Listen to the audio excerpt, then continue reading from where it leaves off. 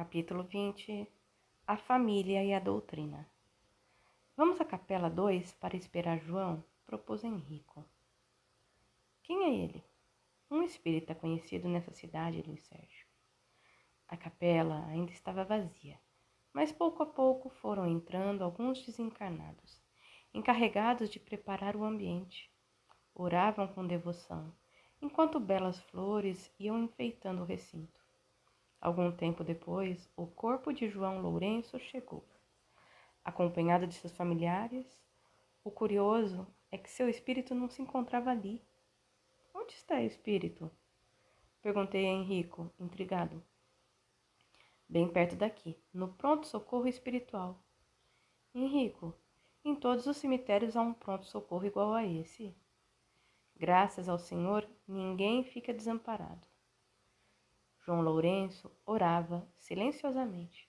Algumas lágrimas corriam em seu rosto, principalmente quando ele se recordava do corpo físico que o servira durante 60 anos. Enquanto João Lourenço estava tranquilo, rodeado de parentes e amigos, seu corpo estava sendo velado com velas, crucifixo e grandes coroas. Voltamos a buscá-lo. Ele murmurava.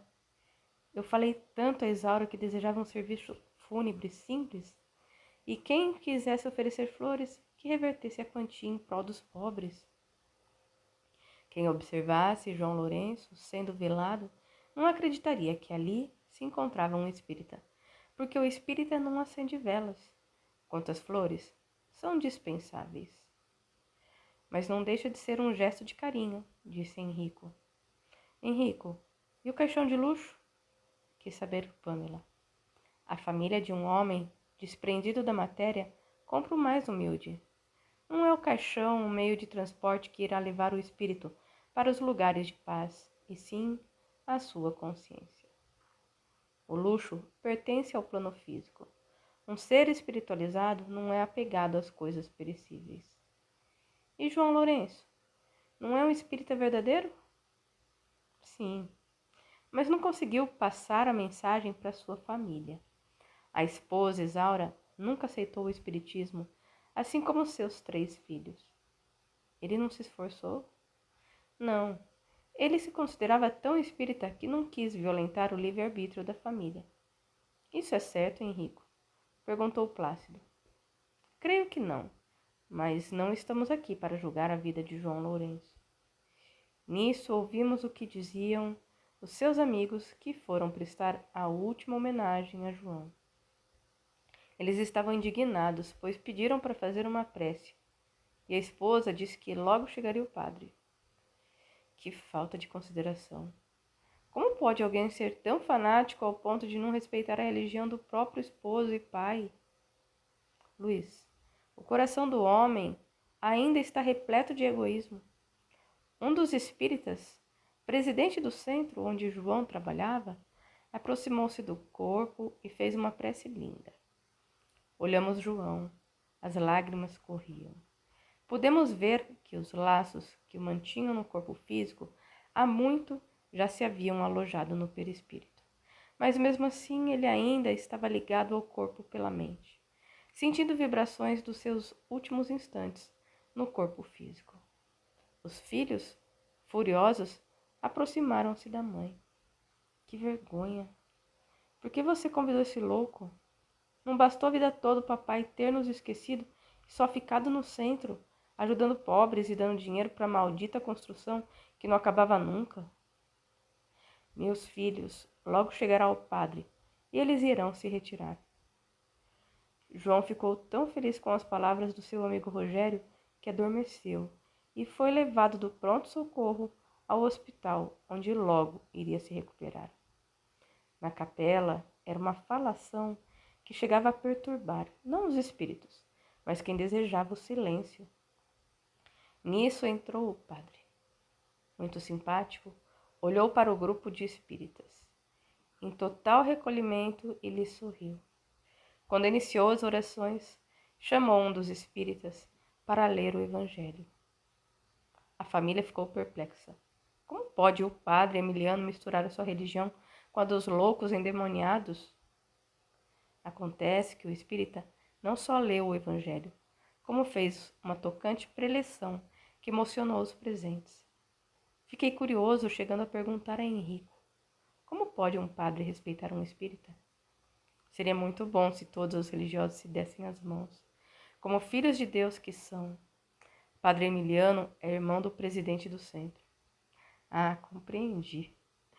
Mesmo que não fosse, Padre Emiliano sempre conversava com João Lourenço sobre o Espiritismo e a Igreja Católica. Jamais brigaram ou discordaram um do outro. É mesmo, Henrico? Espantou-se Plácido. Os verdadeiros seguidores do Cristo não levantam armas para atacar o próximo, principalmente a pior delas, a língua.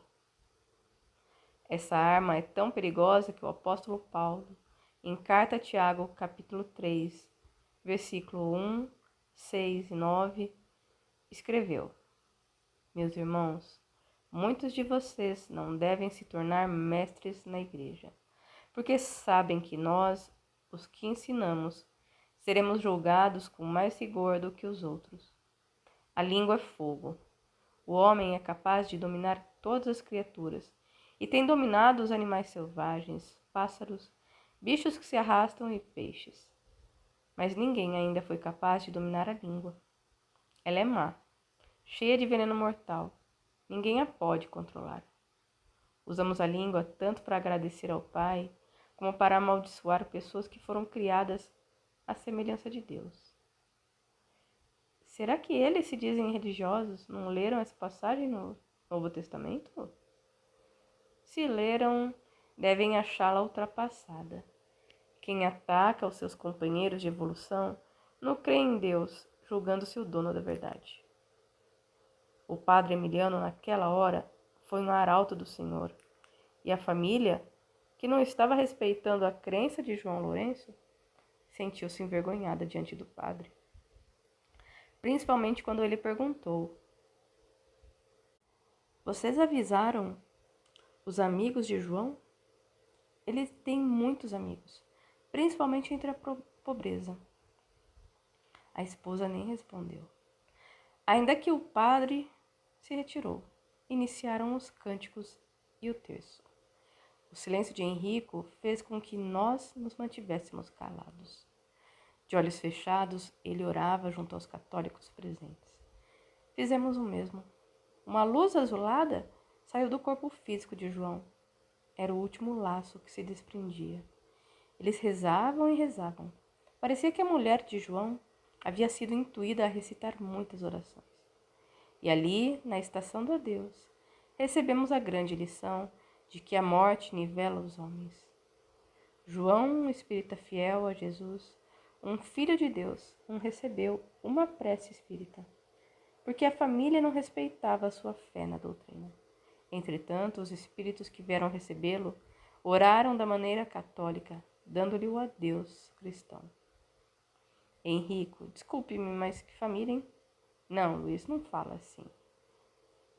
Ficamos preocupados porque vários espíritas não estão lutando para levar os filhos e os netos ao espiritismo. Sempre alegam que respeitam seu livre-arbítrio. O que será que está acontecendo com vários presidentes de centros, médiuns respeitáveis frequentadores assíduos de uma casa espírita, que não conseguem passar a mensagem de consolação e amor às suas famílias? O que alegam esses espíritas que não conseguem transmitir a doutrina aos familiares? Não sabemos. Talvez não desejem impor sua fé, acreditar no que eles estão tentando acreditar. E como deve um pai de família passar a mensagem à esposa e aos filhos? Quando um espírita se preparar para casar com uma pessoa não espírita, a opinião de cada um deve ser analisada, porque se ele perceber que há divergência religiosa, deverá avaliar se é o que realmente deseja. Muitas mulheres espíritas vão deixando de frequentar a casa espírita à medida que o noivo proíbe. O mesmo acontecendo com o noivo, quando a noiva não é espírita. Casam, se confessam, comungam e depois, quando nascem os filhos, os batizam. Ao despertar em um deles a vontade de buscar a antiga religião, muitas vezes já é tarde. Aí iniciarão as brigas e cada um partirá em direção à sua crença. E os filhos, como ficam? ou seguem o pai espírita ou a religião da mãe. O que mais se vê são exatamente pessoas que não possuem religiosidade brigarem por causa de religião. Os verdadeiros religiosos amam tanto a Jesus que fazem da sua vida uma louvação a Ele. Religiosos que batem no peito, mas não se entregaram ao Cristo, estes são os perigosos, porque atacam as outras religiões sem as conhecer. Hoje, como ontem, existe uma grande prevenção contra os espíritas, mas algumas dessas religiões estão levando pessoas para suas casas para serem exorcizadas ou curadas. Só quem tem contato com os espíritos menores são os espíritas? E eles? Só conversam com os espíritos sublimados? Assim dizem. Não estão totalmente errados. Só que muitas vezes estão tendo contato com os espíritos e nada sabem sobre eles. O espírita tem às suas mãos os livros doutrinários que ensinam o homem a se proteger dos espíritos enganadores e lhe dão uma chave de acesso às 3 ordens de espíritos que compõem o mundo espiritual. Dificilmente um espírita que estuda as obras básicas será presa de espíritos embusteiros. Algumas igrejas que lutam contra os espíritas, chegando a difamá-los, devem cuidar-se. Será que os seus orientadores sabem como proceder diante de um espírito sofredor? Será que basta apenas mandá-lo retirar-se? Ele se retira. Queremos ver o dia em que, por agirem sem preparo, os espíritos menores perturbarem esses templos. Nas casas espíritas, todos os dirigentes de grupos são orientados pela diretoria para estudarem as obras que tratam da mediunidade, que é a comunicação do mundo físico com o mundo espiritual, evangelizando o médium para que ele tenha sempre boas companhias. Henrico, até gostaria de ver o susto de alguns deles quando se manifestaram um daqueles espíritos que não acreditam em Jesus, falei. Henrico nos convidou a deixarmos os encarnados e fomos até João Lourenço. Ele nos sorriu. Espíritos amigos, ajudem-me a servir no plano em que me encontro. És bem-vindo, irmão. E que Deus te abençoe por tantas lágrimas que secastes e tantos nus que vestiste. Irmão, mas agora constatei que nada fiz pela minha família. Ela não tem religião. Como não tem? Ela é católica. Antes fosse. Quando Emiliano nos pedia algo para doar aos pobres, minha mulher e meus filhos ficavam furiosos. Até diziam que não acreditavam em nada. E essa cerimônia religiosa? Foi o meu amigo, Padre Emiliano, quem preparou a prece e minha mulher colocou as velas e as flores para me contrariar. Mas o irmão nem se aborreceu, disse Henrico. Graças a Deus, a minha doutrina me amansou o espírito e me clareou o caminho da compreensão. Minha esposa é uma ótima pessoa, assim como meus filhos. Eu é que fracassei, acovardei-me, não tive coragem de lhes apresentar Jesus na plenitude dos meus atos. Era muito severo, chegando a brigar para que eles não comessem carne. Fui muito teórico, deixando de ser um verdadeiro espírita. Mas o irmão dava tudo para os pobres. Sim, fiz deles meus irmãos, mas deixei de dar aos meus filhos o pão da evangelização e para minha mulher o exemplo de um espírita verdadeiro. Fazia o culto no meu escritório para não incomodá-los. O certo seria realizá-lo na mesa da sala e sempre convidá-los a participar. Fui covarde. Eles não têm culpa. O que o irmão pretende fazer para ajudá-los? Espero que alguém me auxilie a orientá-los a buscar a religião. É que melhor se adaptem. Ficar sem crer em nada é que não podem. Infelizmente, só agora tenho certeza que os meus filhos em nada creem e minha mulher apenas às vezes vai à igreja. É muito materialista. Fomos saindo devagar, só ficando Henrico junto a ele, naquele belo hospital da espiritualidade. Não sei sobre o que falaram, mas eu, Pamela e Plácido sentamos no jardim e ficamos orando em silêncio. Depois comecei a cantar. Venha cá, você que está tão só. Venha logo, nós precisamos de você, irmão. Plácido e Pamela acompanharam-me e logo estávamos cercados por vários companheiros. Cantamos várias músicas até a hora em que Henrico juntou-se a nós. Quando todos paramos, ele falou: "Continue, está tão bonito." Nada como a música para nos embalar o espírito. E sim cantamos. Aonde vai, companheiro? Aqui é seu lugar. Não ande ligeiro, precisa descansar. Lá fora o mundo de você judiou. Depois do sono profundo, Jesus o levantou. Os bosques floridos, os rios, os mares, o nosso querido nos livra dos males. Venha cá, companheiro, o trabalho nos espera. Em cada mensageiro, o despertar de uma era. De mãos dadas, serenos, caminhamos devagar. À luz do Nazareno, jamais voltaremos a penar. Voltemos mais uma vez à estação do adeus nos Henrico, após esse momento de descontração.